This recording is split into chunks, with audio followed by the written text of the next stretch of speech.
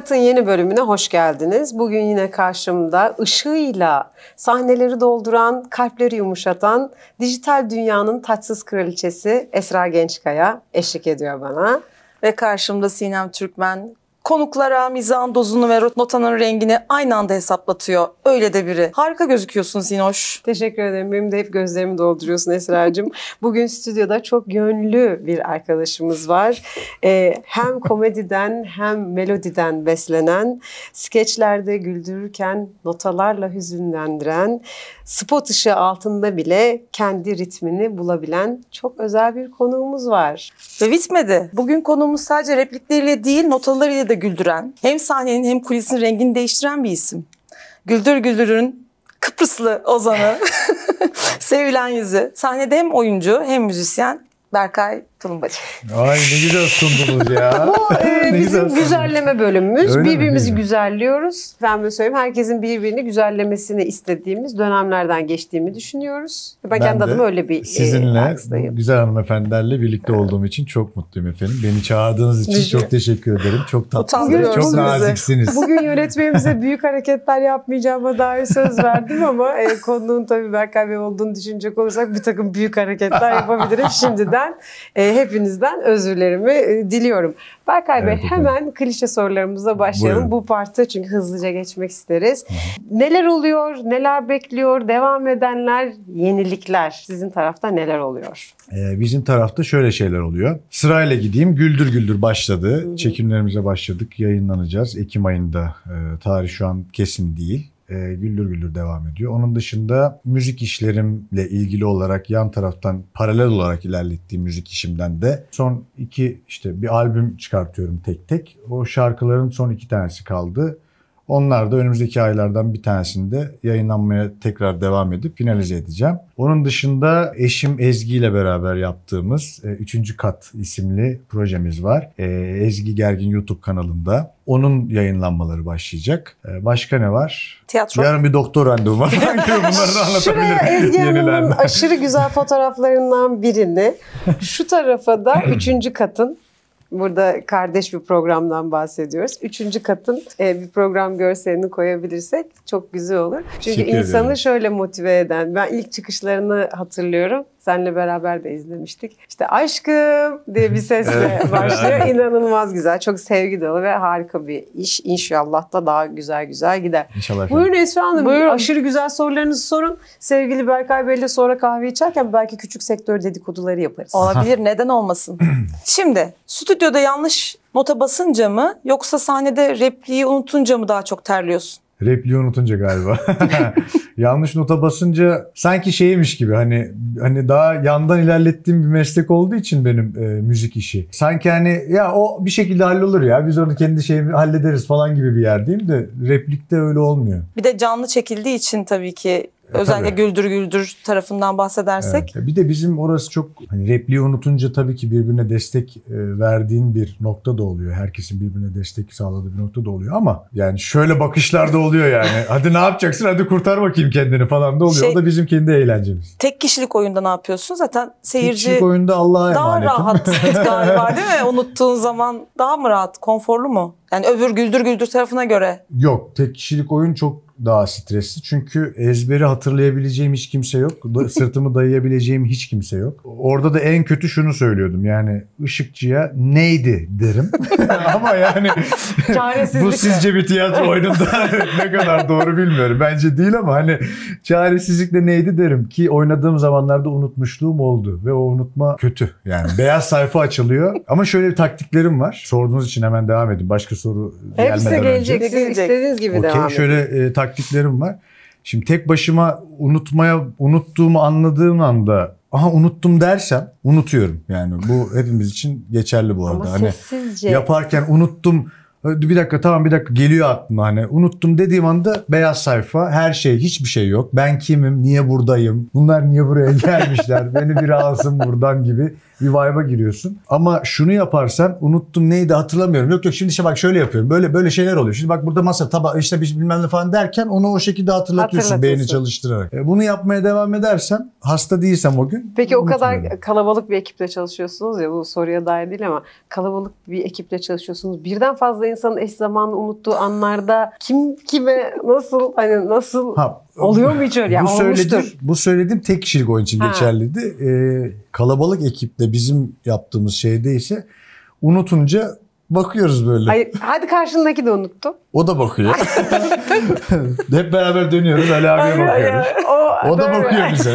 Neydi acaba diye. O bizde her şey malzeme. Yani bizde, her şey malzeme. Bunu ilk tanıştığımız zaman da söylemiştim. Bu arada Güldür Güldür'e gerçekten çok sevdiğim arkadaşlarım var ve çok aşırı severek takip ediyorum. Çünkü tam böyle memleketçe çok tuhaf şeylerden geçtiğimiz zamanda, gerçi çok uzun bir program ama biz çok tutunduk ailece. Yani bizim hala biz her sabah çok erken kalkarız ve çok erken kahvaltı ederiz. Kalktığımız gibi Güldür Güldür ve mutfakta açık, evde açık, salonda açık. Hep birbirini takip eden bütün bölümleri artık yani şu cenazeyi bir açalım mı ya, orada cenazede bir gülüyorlardı ya falan. Yani bütün bölümleri artık istisnasız biliyoruz. Yeni bölümleri de o yüzden takip ediyoruz. Bence müthiş başarılı ve çok ihtiyaç olan bir damara dokundunuz. Yani harika bir iş. Bilmiyorum, tabii çok uzun yıllar aynı çatı altında hani ekip çok az değişiklikleri oluyor. Eminim ki çok büyük zorlukları vardır.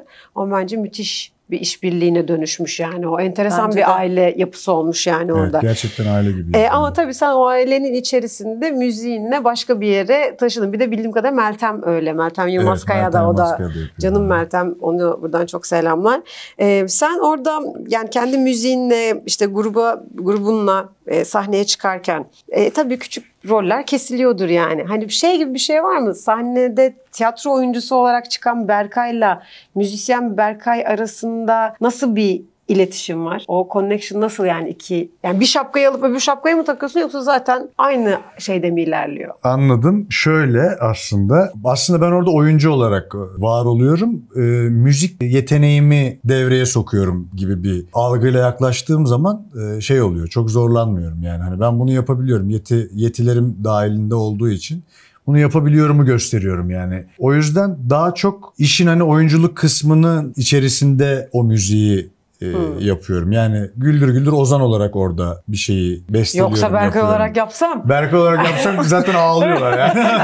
Hüzünleniyor. Hani bir tane şöyle eğlenceli doğru düzgün şarkı hani ne bileyim böyle arada bir zar çıkıyor. Hani o yüzden orada bir şey oluyor. Oyuncu olarak varım yani. Sanatçıların hem müzisyen hem de oyuncu aslında sahneye çıkmadan önce bazı çalış egzersizleri var ya, işte siz diksiyon egzersizleri, dil egzersizleri yapıyorsunuz ama müzisyenler de gam egzersizleri, seslerini açmak için yapıyorlar. Senin ikisini birleştirdiğin noktada böyle bir ritüelin var mı? Varsa merak ediyoruz çünkü. Ezberim var, ritüelim. Ne güzel demin ses açıyorduk burada. Hiç onları kaydetmiyorsunuz ama mam mim yaptık hiç. Şimdi Güldür Güldür çok böyle nasıl diyeyim hani kısa sürede birçok şey yapman gereken bir iş aslında. 2 günde prova yapıyoruz. 3. gün hemen çekim yapıyoruz falan filan. Burada müzik kısmı girdiği zaman işin içerisine. Şimdi pazar günü skeç geliyor. Skeç geldiği zaman bir bakıyorum mesela müzikli skeç yazılmış. Pazartesi gününe aşağı yukarı kabasında o skeci bestelemem gerekiyor. Yani bir şeyler yapmam gerekiyor. O skeci bestelemem için de bir gecem var. Pazar günü bir şey çıkartacağım. Pazartesi gününe. Pazartesi gününden salı gününe de hani onu oturtmamız gereken bir süreç var. Şimdi o hal böyleyken hani gam çalışmak. Efendim dur ben bir bedenimi açayım. Hani, dur şuraya bir esneyeyim falan gibi değil de tamam buradan buraya geçsin.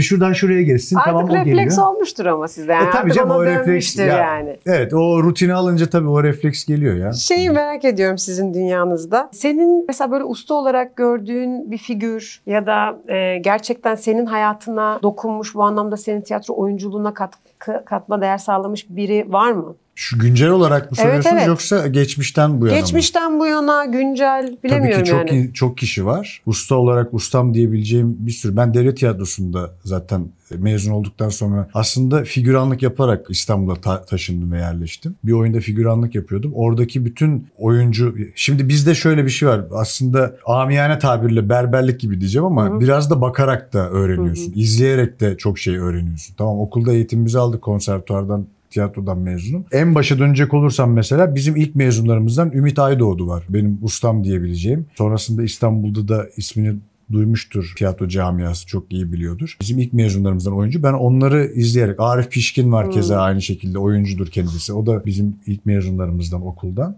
Onların da hocaların hocası Ergin Orbey var. Ergin Hoca'yı da Hababam sınıfındaki müfettiş rolüyle tanırsınız. Türk tiyatrosuna çok büyük şeyler katmış bir hocadır, rahmetli. Buradan kendisini de anıyorum. İlk ustalarım, ilk hocalarım hepsi bunlar aslında. Şimdi onların ekolünden Eskişehir'de bir ekol aslında. Eskişehir ekolü diye bir şey var. Hani Ankara'nın kendine ayrı bir ekolü vardır. İzmir'in vardır. Hani biz de o ekollerden bir tanesine giriyoruz. Eskişehir ekolünü çok iyi temsil eden hocalar ve ustalardır bunlar. Onun dışında buraya geldikten sonra da tabii ki bütün tecrübeli insanları göre bir şeyler kendime almaya çalışmışımdır hep. Öğrenmişimdir. Elimden tutan, bana dokunan yine rahmetli Levent Niş vardır. Benim bu tek kişilik oyunumu da oynamama vesile olan diyeyim yani. O yönetmedi tabii ki ama yine de o var. O vesile olmuştu. O vardır mesela. Onu da kendisini de anlıyorum. Elif Erdal keza oyunumun yönetmeni, 2. dereceden işsizlik yanının, o keza bana çok şey katmıştır. Sahnede kendimi daha özgür ve daha açık bir şekilde ifade edebilmemi sağlamıştır. Kronolojik sırayla geliyorum bu arada. Aralarda tabii ki de yine insanlar olur. Mesela Güldür Güldür'ü de örnek aldığım kişiler var. Güldür Güldür'de mesela Mahir İpek'i örnek alırım. Mahir abi hem yaş olarak da bizden yukarıda, üstte ama tecrübe olarak da çok tecrübeli bir insan. Onu çok örnek alırım. Ustam olarak görebilirim. Uğur Bilgin diyebilirim mesela. Uğur Bilgin'i başka taraftan bir ustam olarak görebilirim. Onur Buldu'yu söyleyebilirim. Ne bileyim, Toygan'ı başka bir yerden, Toygan Avanoğlu'nu başka bir yerden ustam olarak görebilirim. Aslında bizde ekip arkadaşlığından çok bir şey almak istersen herkesten bir şey alabilirsin yani. O açıklığın varsa, o egolarına yenilmediysen herkesi usta olarak da görebilirsiniz. Ama tabii ki dokunan kişiler, hani böyle saydığım, böyle dokunan isimler aslında bunlar diyebilirim. Aslında yani. Aynı camia içerisinde ne kadar farklı şeyler. Müzikte mesela hadi nasıl bir yoldan geldin? Hani kimler sana el değdirdi, sana yol açtı dediğinde bu kadar isim sayılabilecek durumda olduğunu ben düşünmüyorum. Ya da iyi anılabilecek yani. Oldu ama falan bir de sonra şöyle oldu. Biraz müzikte biraz enteresan bir durum var galiba. Karakter meselesi de oluyor. Yani kişilerin algılama meselesi ve bizim sektörler aslında şu noktada benzer. Hani egolarımızla iş yapıyoruz ve o ego insanı bambaşka yerlere götürebiliyor. Yani kapris noktasına da taşıyabiliyor. Kompleks noktasına da taşıyabiliyor. Yani burada durumlara nasıl baktığınız çok önemli gibi geliyor bana yani. Ben çok buralarda gezinmeyi çok seven bir insan değilim. Kompleksler, egolar falan filan. Oraları çok sevmiyorum. Tabii ki egom yüksek. Çünkü bu mesleği yapamam. Kalkıp gitsene şimdi. O yüzden bir daha bana böyle sorular sormayın abi. Ben şu an gidiyorum. falan diyorum. Enstrümanlardan hangisinin sence espri anlayışı daha fazladır? Ya sizin ilginç sorularınız var arkadaşlar. Çok da tatlı sorular ha yani. Düşüneyim bir dakika, merak ettim. Enstrümanlarla hangisinin espri anlayışı? Yani sen onu düşünürken mesela sen bir enstrüman olacak olsan ne olursun? Mesela ben kesin davul mavul olurum. Hani fuzuli ses. Hani Karadenizliyim bir kere. Agresif olabilir. Yani öyle bakıyorum. Tulum falan mı acaba?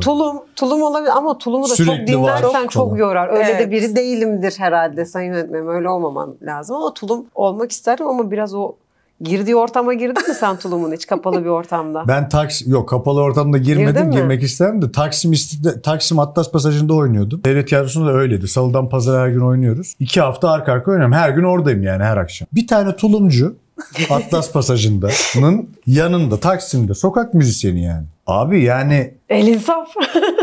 4'te başlıyor. Ben de 4'te kulise gidiyorum. 8'de oyunlar ve 11'e kadar yani. Ama ne öyle çalıyor anlatmak hiç istediği bir kesintisiz? şey var Ha? yani. Anlatmak istediği bir şey var. Bence yok Sinem. Yani tamam okey de yani bence yok. Biraz işinde gücünde. Tamam, saygı duyuyorum. Para kazanıyor. Eyvallah. Harun ne diyordu tulumla ilgili? Çoğaltır, kalabalıklaştır, etrafına toplar tulum aslında herkesi. bir çığırtkan bir mevzu. Yani çağırıyor herkesi. Ama çok maruz kalınca da gerçekten Olmuyor. biraz yıpratıcı Abi olabiliyor. her gün 4'ten 10'a 11'e kadar oyun oynuyorum. S'lerim var mesela. Oyunda S önemli. S duruyor falan. Arkadan ince, çok böyle inceden bir yerden geliyor. Ona falan laf atıyordum artık yani. Bizim tulumcu gene burada falan. İşte tulumbacı falan. Öyle şeyler yapıyorduk yani. Buldun mu? Buldum. Üflemeler olabilir ya. O kadar Fagot. tulum bulunmuyor. Klarnet falan olabilir. Espri anlayışı. Hani bazen falan kaçıyor ya böyle. Evet. Ne bileyim, hani... Benim de aklıma ilk sana sorarken ben de düşündüm. Ama klarnet geldi. Bizim algımızda şey ya, hani hep böyle şakası, hani bir şeyi, hani filmlerde falan da hep öyle bir tatlı bir yeri var ondan. Yani bir tulumu niye düşünmediniz de hemen klarnet? Burada şimdi bölgesel... Zurna da olabilir. Zurna mı? Evet. Zurna hiç olmaz. Niye? Espri anlayışı onun da yüksek bence zurnanın. Zurna da biraz kesinti yani... Mesela tulum, zurna bunların şakası olduğunu düşünmüyorum ben abi. Yani, çok şakası yok gibi bunların zaten yani tulumun yoksa zurnanın hiç yoktur. Hiç ben öyle bakıyorum duruma. Ben öyle görmek istiyorum. Zurna evet yani. Bir de o hani üfleme şeyi var ya onların. Buraları şişiriyorlar, buradan indiriyorlar, oradan bir şey yapıyorlar falan. Çok hani zor. Ben diyor ki ben bunu ömür boyu çalabilirim yani. Hani çok ürkütücü. Çok ürkütücü yani. İnanılmaz. Hemen zurnadan buraya geliyorum. Nasıl buraya şimdi gireceğim onu da bilmiyorum ama hazır şuradaki kasları çalıştırmaktan bahsederken spor falan yok, öyle bir şey değil. Hem müzikte hem oyunculukta hep buralara geliyor gibi oluyoruz ama senin bu iki alanda iki ana damarının çok iyi çalıştığını biliyoruz. Böyle bu iki tarafı da doğru çalıştırmak için bir sanatçının hangi ortak kası çalıştırıyor olması lazım ki istediği başarıya ulaşsın? Çünkü sen ikisinde de başarılı bir pozisyondasın. Teşekkür ederim. Sağ olun. İyi disiplin anlayışı mı, işte buna zaman ayırma. Ben mesela selam olsun. Burada Eylem abi var. Eylem Pelit. Evet ya, çok müthiş bir basçı. Diyor ki ben her gün işte 8 saat bas, parmaklarıma ağırlık takıp bas çalıyorum. Benim işim bu. Şimdi bu bambaşka bir disiplin, bambaşka bir yetenek. Çok ilginç yani her şeyle. Burada senin tarafında baktığın zaman hangi ortak kas çalışmalı bu ikisinin yürüyebilmesi için? Ya benim yaptığım taraftı. Benim gösterdiğim kısımlarda aslında şöyle. Birincisi, gerçekten işlerimi seviyorum. Gerçekten çok seviyorum. Yani oraya karşı bir motivasyonum var. Yani hiçbir şey olmadığı zamanlarda da bana bir şeyler verdikleri için yani, ya da her kötü zamanımda bir şekilde onlara tutundum, sığındığım için, ya bana yoldaş oldukları için diyeyim. Mesleklerimden bahsediyorum işte, ya da gitarımdan bahsedeyim hani. Bu tarz şeylerden dolayı aslında bana bir teşvik geliyor. Teşvik ediyor beni. O teşvikle beraber de vücudum herhalde o şekilde, beynim herhalde o şekilde çalışıyor. İkincisi disiplin diyebilirim. Üçüncüsü de ritim diyebilirim. Çünkü her iki meslek de ritimle ilgili. Yani tiyatroyu, oyunculuk tamamıyla ritim. Özellikle komedi direkt ritim üzerine kurulu bir sistem. Timing çok önemli yani. Ortada 4 tane cümle vardır. O 4 cümleyi doğru timingle söylerseniz bütün izleyiciyi gülmekten kırabilirsiniz. Başka timingle söylerseniz hüzünlendirebilirsiniz. Hani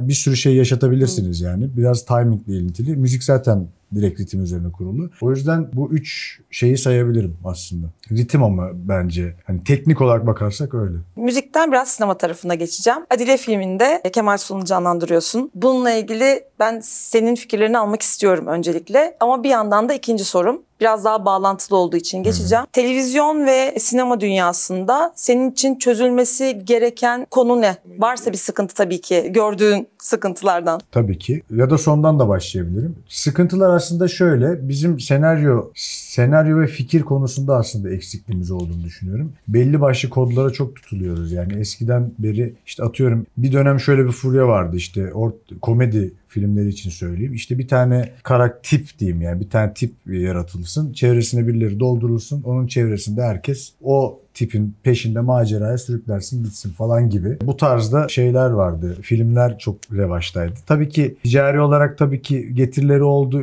Halkın da buna ihtiyacı varmış belli ki, yani tuttu. Güzel de olanlar oldu ama daha sonrasında böyle bir şeye dönüştü. Hani biraz daha tembelliğe dönüştü gibi. Mesela şimdi Giray'ın yaptığı işler gerçekten fikir bazlı. Çok aslında muhteşem yenilikçi olmasa da gerçekten fikir olarak çok iyi fikirlerin çok iyi aktarımları olarak bize lanse edildiği için ve yaptıkları için şu anda çok revaçta ve çok güzel gidiyor. O yüzden ben de çok beğeniyorum yani. Giray da zaten çok eski arkadaşım. Adını almışken de buradan ona selam olsun. Bu tarz şeylere daha fazla ihtiyacımız olduğunu düşünüyorum. O yüzden Giray'a aslında örnek verdim. Sinema ve televizyon kısmında. Televizyon kısmı ise yine tekrardan senaryo diyeceğim. Öncelikle televizyonda zaten dizi süreleri çok uzun. Dizi sürelerinin çok uzun olması aynı zamanda hem kanallara avantaj hem de dezavantajı getiriyor. Çünkü o reklamları toplayamıyorlar. Toplanamıyor şu anda. Öyle bir sıkıntı var. Aynı zamanda dizi süreleri çok uzun olduğu için seyirciyi tutmakta da zorluk çekiliyor. Senaryo işin niteliği birazcık düşüyor. Aslında burada daha böyle dijital dekiler gibi böyle bir tık daha daha kısa ama böyle nasıl diyeyim daha efektif işler yapılsa nitelik de artar. Seyirci de daha fazla olur. Ulusal kanallar da daha fazla getiri sağlar diye düşünüyorum. Tabii ki ben bunu bir oyuncu olarak böyle düşünüyorum. Yani şimdi şöyle bir şey var galiba. Yani biraz böyle konuyu derinleştirmek için değil de kendi fikrimi de anlatmak için söylüyorum. Galiba biraz yaratıcılıktan uzaklaştırıyor sistem insanları. Yani tek düze bir anlayış içerisine giriyor. İster istemez. Çünkü dediğin gibi ana kanallardan bahsedecek olursak reklam kuşakları uzun, programlar uzun. Dolayısıyla dizinin uzun olduğu bir yerde maliyetler çok yüksek. Maliyetleri kotarabilmek için işte 4 bölüm gidelim, 5 bölüm gidelim. Reyting olmazsa hemen bitirelim. Biraz plansızlık ve programsızlık üzerine kurulu. Dolayısıyla yaratıcı ve yenilikçi bir şeye çok sıcak bakmayan, ya yaptığımız şey zaten bildiğimiz şey. Yani böyle kendi içinde 8 çizen, aynen, işte zengin kız fakir oğlan olsun, doğuda geçsin, Karadeniz'de geçsin. Ya lütfen şunu söylesem ayıp olur mu acaba? Bir Karadenizli olarak bunu söylüyorum. Karadeniz işlerinin lütfen şu dillerini bir düzeltelim. Çok kötü yani. Hani öyle değilsin. Çok kötü yani. Ama yani gerçekten bir Karadenizli olarak insanın izleyesi geliyor. Diyorum ki yani hiç mi özenilmez ya? Yani senaryoyu da geçtim yani artık. En son geçen hafta izledik bir tanesini, ağladık. Yani. Sinirimden o kadar diyorum ki yani anlatmak istediği bir şey var. Bir kere o toprakta öyle bir şey yok. O toprakta öyle bir hikaye yok. Mümkün değil öyle bir hikaye olması. Şimdi o kadar basite kaçılıyor ki işte vurdu kırdı okey yani bunu seviyoruz ve bunu izlemek istiyor insanlar. Ağlayalım. İşte bir adamın 4 karısı olsun onu izleyelim. Tamam buna da okey ama biraz da açsak mı? Dolayısıyla dediğin gibi Girayların, Feyyazların yaptıkları işlerde aldıkları riskler, bunları anlatma çabaları ben eminim birebir de hepsiyle oturup konuşmadım bu konuyla ilgili ama dosyalarını alıp kapı kapı gezip abi şunu yapalım dediklerini eminim. Çünkü kimse o riskleri almak istemiyor yani. Ben birebir de biliyorum. Yani Giray'ı da eski tanıdığım için söylüyorum. Tabii ki çok uğraştı. Ya çok uğraştı. Yani çok uğraşmak yani tabii ki insanı bir yere getiriyor. Ama çok şeyde götürüyor. Çok güzel evet bir yere getiriyor ama bu adam bırakabilirdi. Yani belki de kaç defa yaptı.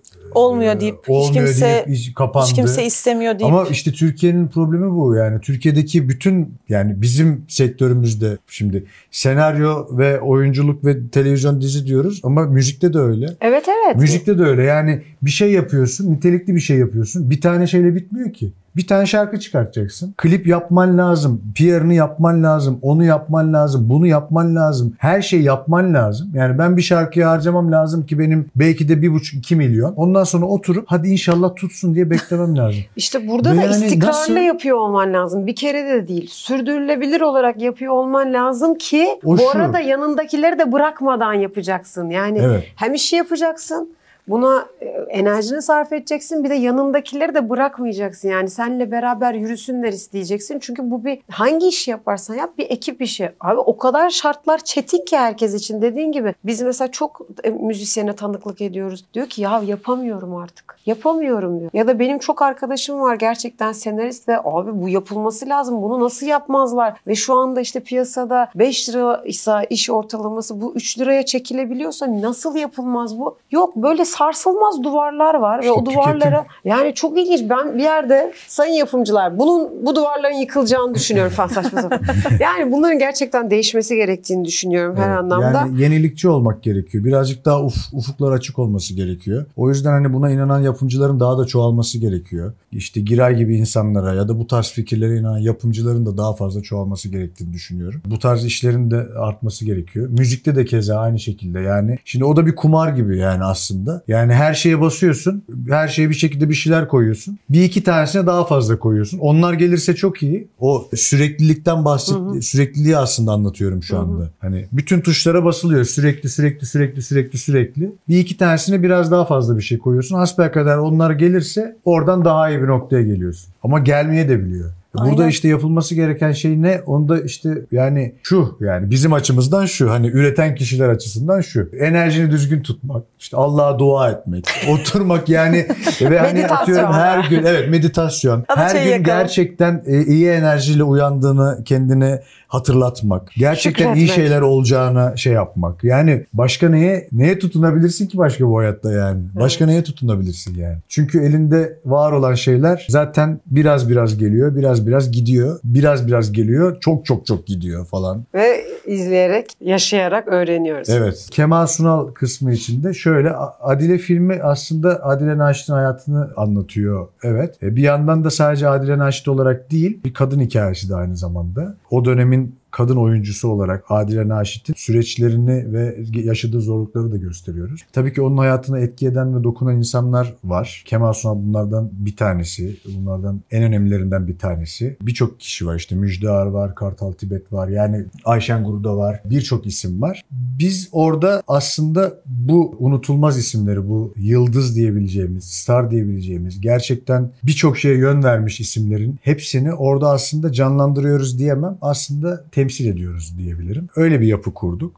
Çağan Irmak yönetmenimizdi. Kendisi zaten çok tecrübeli, hepimiz biliyoruz. Bütün işlerine de hem saygıyla hem de beğenerek baktığım bir isim. O çok güzel bir yapı kurdu. Çok güzel bir dünya kurdu. Biz de sabırsızlıkla bekliyoruz açıkçası. Çalışmak da çok büyük bir keyifti. Kemal Sunal olmak ya da Kemal Sunal'ı temsil ediyor olmak, Kemal Sunal ve Berkay Tulumbacı gibi bir şey deniyor olması, ya bunlar çok büyük şeyler benim için. Bu fırsat da bir daha gelemezdi zaten insanın ayağına, bilmiyorum yani. De bundan sonra belki de hani gelebilir, bilmiyorum.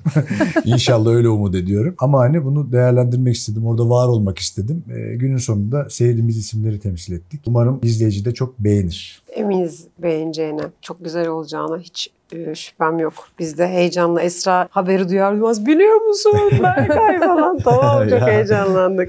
Sizin tabii ki bu güzel kariyeriniz içerisinde bir sürü şeyler yapıyorsunuz, her yere koşuyorsunuz Berkay Paşam. Ama sizin hayatınızın işte çiçeklerinden biri de sevgili Ezgi Gergin. Ezgi Gergin aramızda ama o kadar karanlıklarda ki şu anda onu gösteremiyoruz ama şuralarda bir yerlerde. Evet. Ama şuraya bir yere en güzel fotoğrafını koymuştuk, yine oraya koyarız. Bu kadar çetrefilli yollardan geçerken kendi içimizde böyle çok karanlık, dark bir şey anlatıyormuşum gibi ama hani son işte pandemi, işte o bu bazı şeyler bildiğimiz ve söylemek istemediğimiz ama yaşadığımız, her gün duyduğumuz haberlerde hikayeler. Burada aynı alanda mücadele edip aynı alanda yol yürüdüğünüz bir sanatçı ile beraber oluyor olmanın dezavantajları ve avantajları vardır diye tahmin ediyorum. Ama avantajların çok daha fazla olduğunu da gözlemliyorum. Bunu Ezgi ile de bir önceki programda konuşmuştuk. Sizi bu karmaşık noktalarda en çok birbirinize bağlayan şeyin ne olduğunu merak ediyorum sadece. Ya bizim aslında aşkımız olarak anlatabilirim önce. Çünkü hani en önemli çiçeklerinden bir tanesi dediniz hani hayatımda. Aslında en önemli çiçek diyebilirim Ezgi. Çünkü Ezgi benim hayatıma girdiği zamandan itibaren hep bana her zaman ilham vermiştir. Her zaman bana hep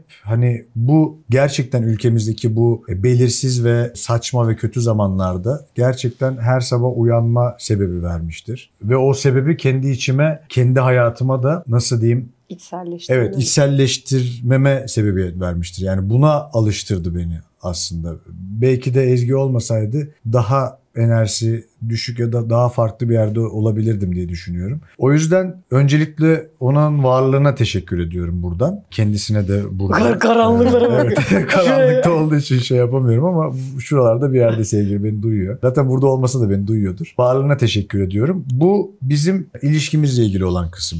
İşlerimizle ilgili olan kısımda dezavantajlarımız aslında çok bir dezavantaj hissetmiyoruz biz evde. Çünkü birbirimizi üretkenlik açısından besliyoruz. Birbirimizi hayata tutunma açısından da beslemeye çalışıyoruz. Çünkü tek başına şu zamanlarda, şu şartlarda bu ülkede sağlıklı bir şekilde daha bizim hani ya şimdi çok fazla düşünce geliyor kafama. O hepsini aynı anda söylemeye çalışıyorum. Yok, aynı anda söylemeye çalışıyorum aslında. Filtre değil.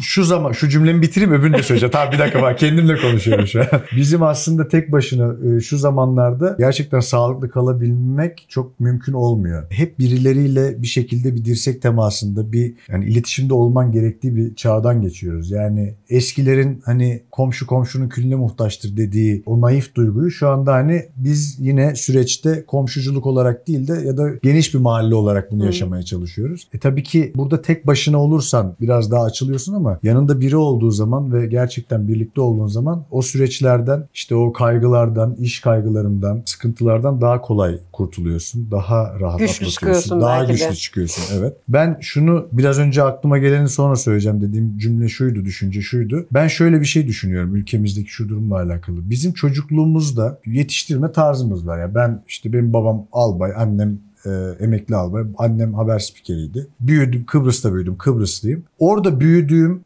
geçmişimin geleceğinin bu olmadığını düşünüyorum. Yani sanki onun hani bu geleceğin geçmişi de o değil yani. Hani bir yerde bir şey oldu. Yani bir kırılma oldu. Evet, bir yerde bir şey oldu. Bu Geleceğe Dönüş'te hani o filmi hatırlıyorsanız zaman kayması oluyor. Bir şey değiştiriyorlar. Otel motel yapılıyor falan, adam böyle motorlar geliyor, öyle bir ortama geliyor. Sanki öyle bir şey oldu da böyle başka bir geleceğe geldik gibi geliyor bana. Böyle bir tuhaflık var. Ya foton kuşağına geçildiğinde o Şirince'ye gitmedik ya ondan oldu. Ya ondan oldu. Evet. Ya da 2020'de gerçekten bize bir şey yaptılar. Ama bir şey hepimize oldu bir yani. Şey oldu. Evet. O yüzden hani o zaman kırılmasının en güzel hediyesi Ezgi bana şu anda. Onu söylemek istiyorum. Şuraya şöyle bir nazar boncuğu, yönetmenim şöyle bir nazar boncuğu koyalım. Çok güzel. Harika bir sohbetti. Çok teşekkür ederiz. Çok Bize teşekkürler. Vakit ayırıp geldiğiniz demek, için, bunca koşturmacasının içerisinde çok yoğunlar, tahmin edebiliyoruz. Ya da sorduğumuz zaman da biliyoruz zaten. Teşekkür ederiz. Sizinle beraber olmak çok güzeldi. Efendim projeleriniz hayırlı uğurlu olsun. Alkışı bol olsun. Hep böyle güler yüzlü ve güzel enerjiler veren izleyicileriniz olsun. Amin. Esra Hanım kapanış konuşmasını yapmak üzere yine Esra Hanım'a hangi kamerayı hocam? Fazla söze ne hacet? Diğer bölümlerde görüşmek üzere. Bugün çok özel bir konuğumuzu ağırladık. Hala bir mottomuz yok. Ne yapıyoruz? 3, 2, 1, kat.